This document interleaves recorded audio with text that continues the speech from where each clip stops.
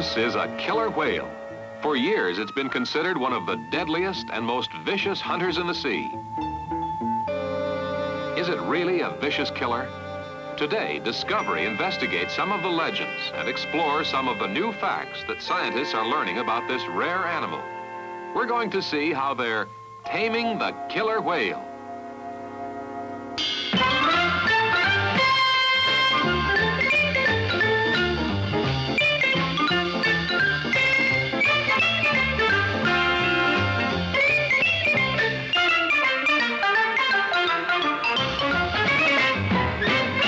Discovery 69, the award-winning program for young people with Bill Owen and Virginia Gibson.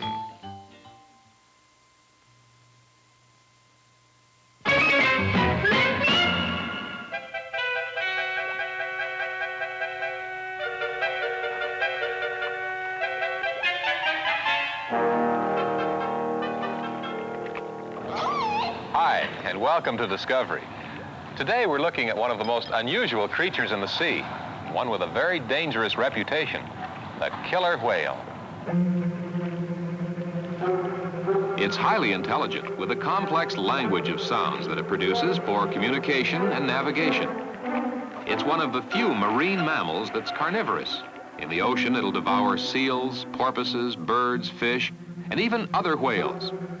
It's equipped with huge jaws and teeth. The teeth are curved inward in interlocking rows for grasping and tearing, not for chewing. There are over 40 teeth, some almost 4 inches long.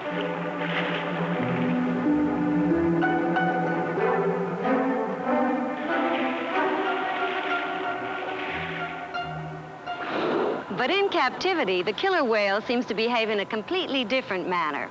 It doesn't attack seals or porpoises, and it not only tolerates human beings, but it seems to enjoy playing with people, swimming with them in the tank, and even letting them ride on its back.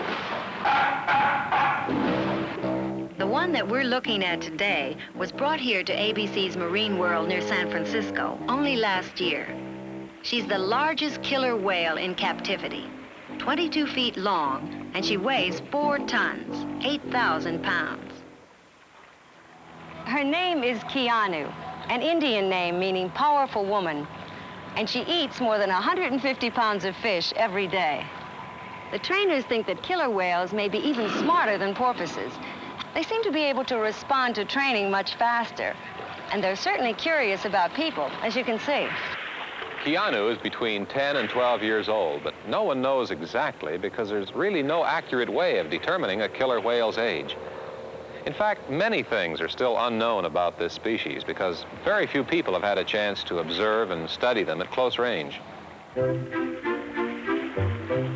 Until a few years ago, there were no killer whales in captivity anywhere. And now almost everything that's been observed so far seems to indicate that they may not deserve their vicious reputation. Even the name may be wrong. The old-time sailors referred to them as whale killers rather than killer whales, because they used to attack harpoon whales. Actually, they look more like big porpoises than whales. They're very closely related. Both porpoises and whales are part of the group which scientists call cetaceans. The porpoise is one of the smallest members of the whale family, averaging about 10 feet long. The largest are the blue whales that can grow to be over 100 feet long.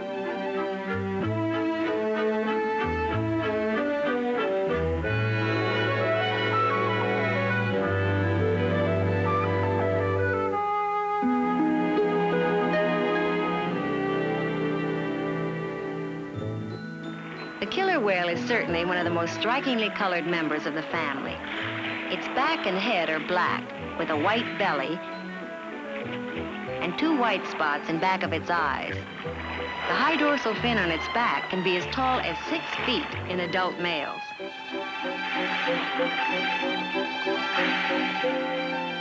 Those big front flippers and its powerful tail make it one of the fastest swimmers of all whales. They can reach speeds of over 40 miles per hour. The parts of the whale's body are ideally designed for life in the ocean. With its smooth skin, flexible skeleton, and streamlined shape, It can slip easily through the water using the powerful muscles in its tail for propulsion. The big tail flukes act like a giant propeller. Because it has to continually dive and come up for air, a whale's tail is horizontal, making it easier to move up and down. The whale doesn't have any nostrils. Instead, it breathes through a blowhole on top of its head. Just before a whale dives, it takes in all the air it'll need through the blowhole. During the dive, that air is compressed and heated inside the whale's body. When the whale comes back up to the surface and blows out this warm air, it condenses into vapor that we can see, the same as your own warm breath does on a cold day. Some of the larger whales send up a tall spout when they blow, which is how the old whaling fleets used to spot them far out at sea.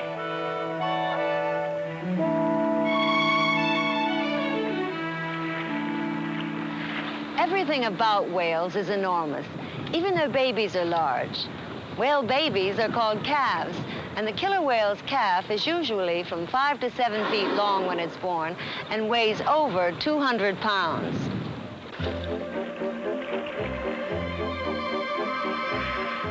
Whales also grow at a rapid rate. In their first year, they can grow to be 10 or 15 feet in length. A full-grown male killer whale can measure as much as 30 feet and weigh over 20,000 pounds.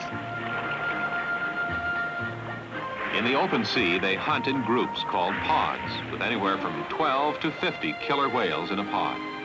They'll attack any other species of whale, even the giant blue whales that are 100 feet long and weigh 300,000 pounds. Sometimes killer whales will circle around a group of other whales, closing in gradually. But the fact that they're extremely skillful hunters doesn't mean that they are vicious or bloodthirsty killers. They're following natural instincts of animal behavior. Although they are carnivorous, there's no record anywhere of a killer whale ever having actually killed a human being. In fact, divers and swimmers along the California coast have encountered killer whales in the water on several occasions. Although the whales could easily have attacked the people, the only behavior they displayed was curiosity. They came in for a close look at the humans, then swam away.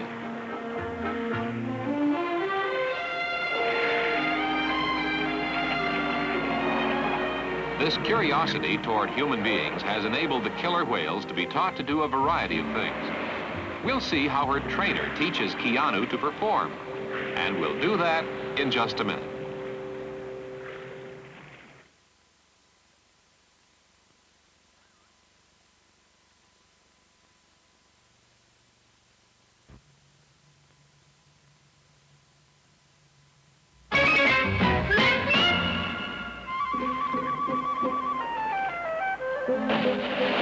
Teaching a whale to perform might seem like a difficult job, but the killer whale seems to learn very quickly. How does she first understand what they want her to do? Within the first few days after the whale arrived, her trainer, Herb Reed, began to get her accustomed to the idea of taking a fish right from his hand. As soon as Keanu began to accept the fish, it was used as a reward for any action he wanted her to take. For instance, the first time she is shown a ball on the end of a stick, she may not know what to do with it. But as soon as she bumps it with her nose, she is given a fish reward, and she learns very quickly after that. Then her trainer holds the stick a little higher each time, forcing Keanu to leap farther and farther out of the water.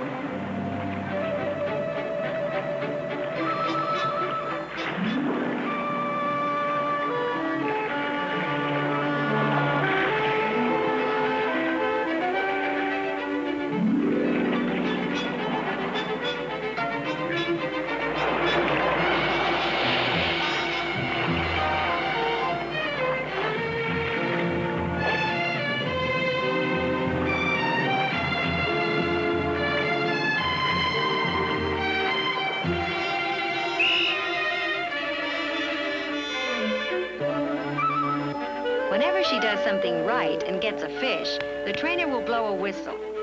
The whistle serves two purposes. It helps the whale associate the sound with the food reward, and later, when she learns more complicated tricks, which are done farther away in the pool, the trainer can stand at the edge of the tank, blow the whistle to let her know she's done it properly, and Keanu will immediately come over to him to get her fish.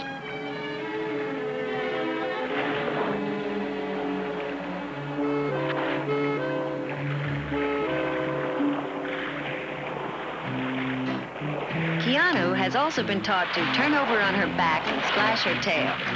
She now does that to music as Herb claps his hands in rhythm.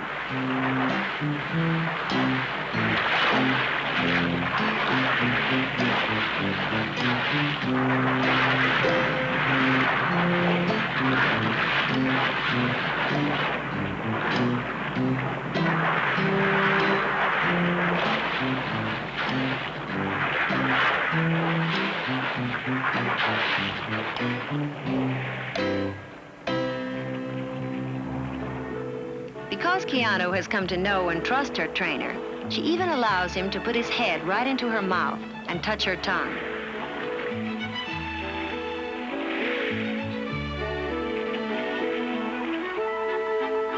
She's now the star performer here at Marine World's Aqua Circus. Every day, thousands of people watch her go through her program.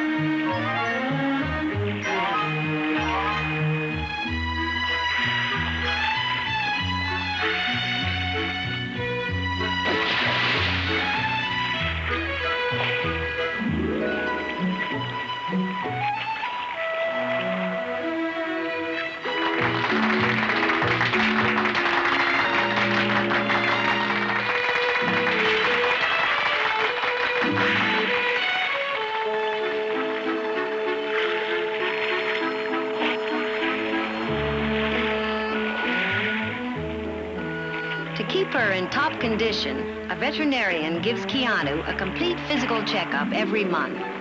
We'll see how a doctor goes about examining a whale in just a minute.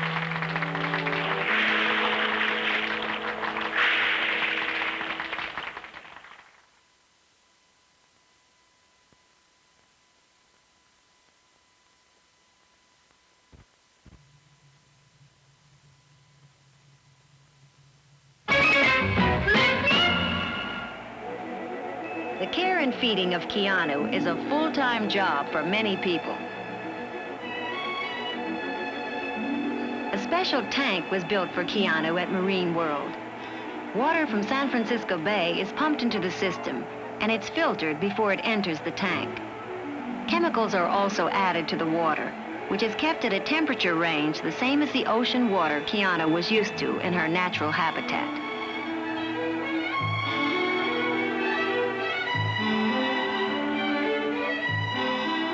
Every 4 hours, the water in Keanu's tank is checked to make sure the amount of chlorine is correct.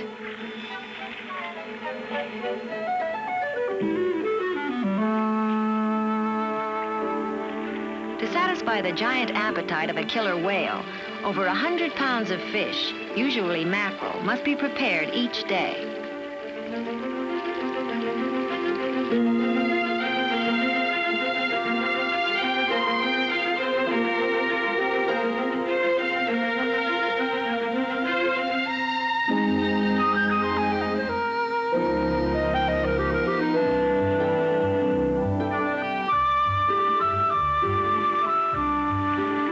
This daily diet is supplemented by 40 giant-sized multiple vitamin capsules stuffed into the fish she is fed.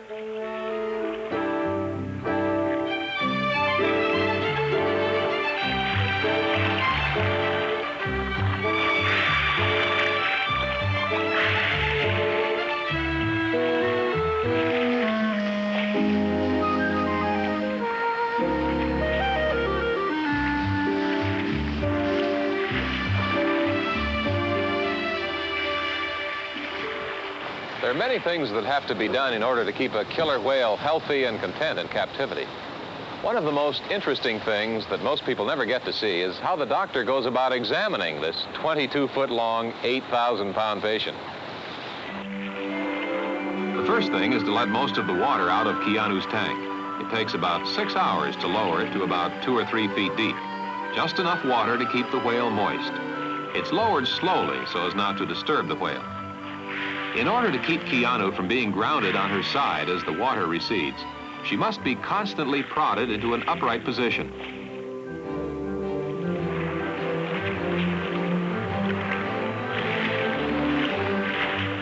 When the water has reached its low level, the veterinarian, assisted by Keanu's trainer, prepares to examine her. This is Dr. Lanny Cornell from Los Angeles.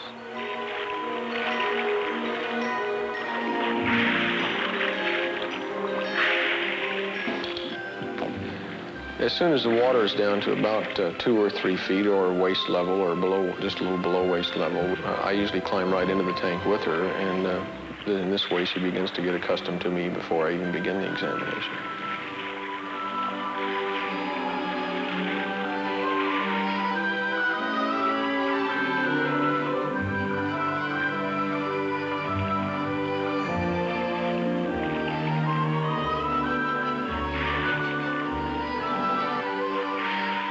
We get into the tank, and usually the first thing we do, as a rule, is to take our blood sample. And the reason we do this first is because we want to take the blood sample from her when she's in her least excited state.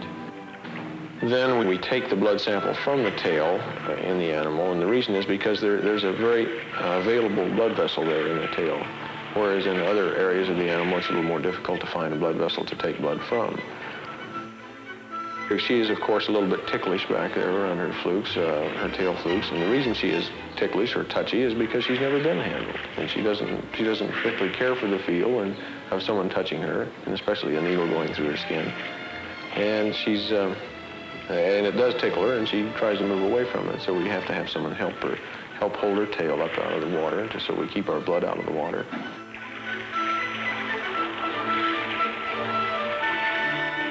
As I walk around the animal, I keep my hands on her constantly.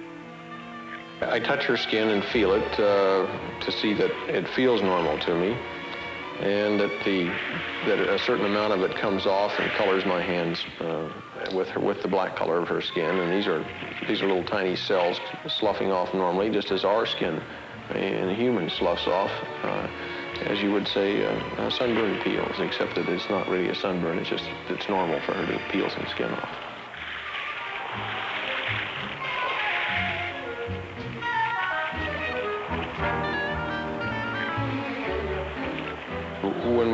When we look at the blowhole and around this whole entire area, I'm looking actually right into her respiratory tract, just as you would look into someone's nose and look into the respiratory tract. The reason that we do this is because this tells us a great deal about what's going on inside of her lungs and in the trachea, which is the windpipe, leading to her lungs. And we can see whether or not there's a normal discharge, or whether she has what you might call a runny nose, or things of this nature. It also tells me by the odor of her breath, that is the smell of her breath, I can tell whether or not she's metabolizing or using her food in a normal manner, and whether or not she's being underfed or overfed simply by the smell of her breath. We can use the stethoscope by placing it against her chest, and listening through there, through the stethoscope, we can hear the air rushing in and out of her lungs. This tells us whether or not the lungs are performing as they should.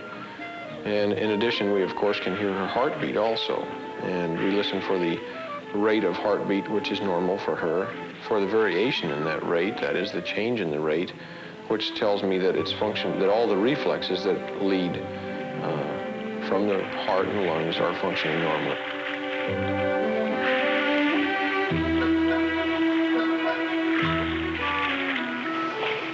With the examination completed, the water is let back into the tank. It takes less time to fill it than to lower it, only 45 minutes. As soon as the water starts coming in, Keanu begins swimming around again, getting ready for her next performance.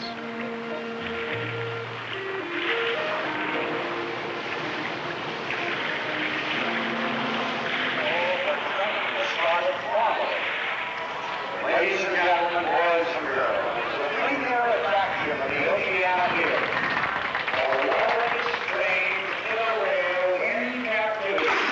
Her name is Keanu, which means big woman. And with the grace of a ballet dancer, she enters the arena, makes a pirouette, and takes a bow for you audience.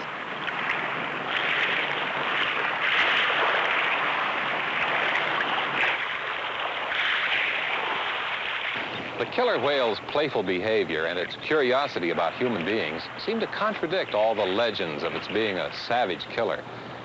In time to come, as we learn more about the remarkable abilities of this animal, it'll be able to do more than just perform for us. Experiments are already underway to find out whether killer whales can help in undersea communication and transportation, perhaps working in partnership with human aquanauts in the future. The killer whale just might turn out to be man's largest and friendliest companion underwater. We'll be back in just a minute.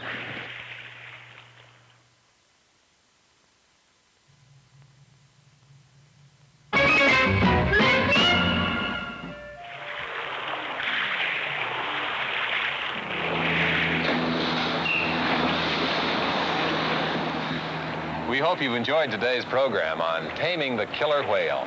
If you'd like to find out more about whales, then ask your librarian for any of these books. Killer Whale by Joseph J. Cook and William L. Wisner. The Great Whales by Herbert S. Zimm. And this book, The Whale, in Fact and in Fiction by Robert K. and Martha L. Moffat. Be sure to be with us next week for another exciting adventure as Discovery continues to discover the world. Bye-bye. Bye. The Discovery Production Unit's domestic transportation and promotional consideration provided by United Airlines.